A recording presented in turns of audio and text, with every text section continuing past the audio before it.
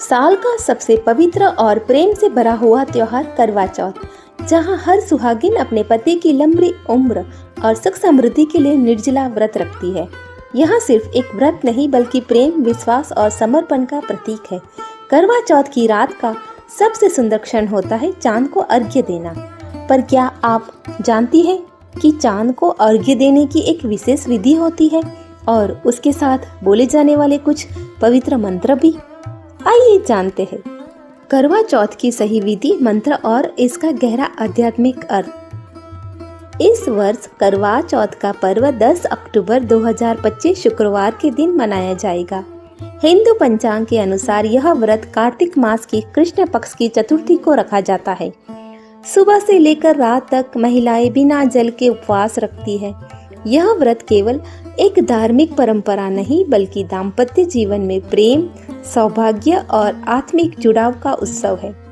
कहते हैं इस दिन माता पार्वती ने भगवान शिव से अखंड सौभाग्य का वरदान प्राप्त किया था, इसलिए इस व्रत को सौभाग्य व्रत भी कहा जाता है। करवा चौथ की पूजा शाम के समय चंद्रमा निकलने से पहले ही की जाती है।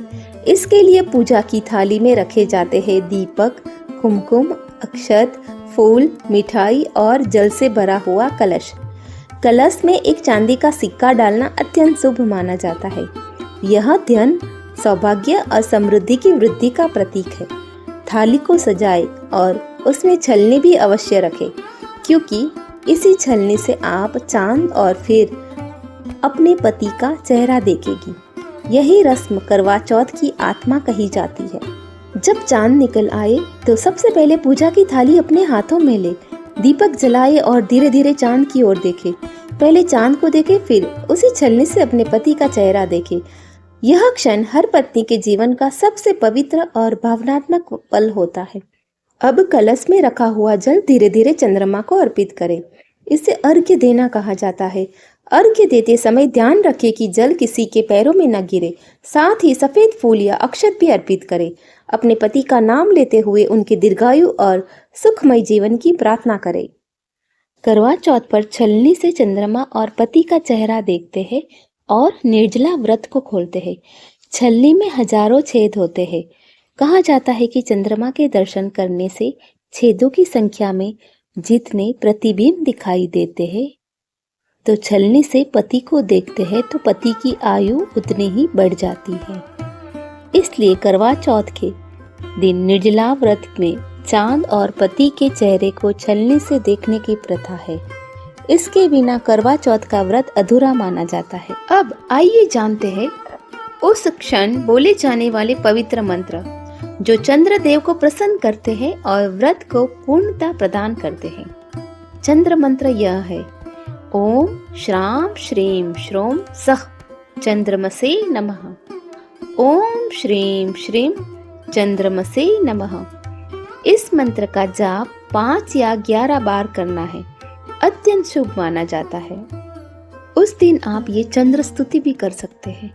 ओम दधि शंख तुषाराभम क्षीरो दानव संभवम नमामि शशिनम सोमम शंभु मुकुट भूषणम। इस स्तुति के उच्चारण से मन को शांति मिलती है और वैवाहिक जीवन में प्रेम और स्थिरता आती है। करवा चौथ केवल चंद्र दर्शन का व्रत नहीं, यह विश्वास, त्याग और प्रेम की कहानी है।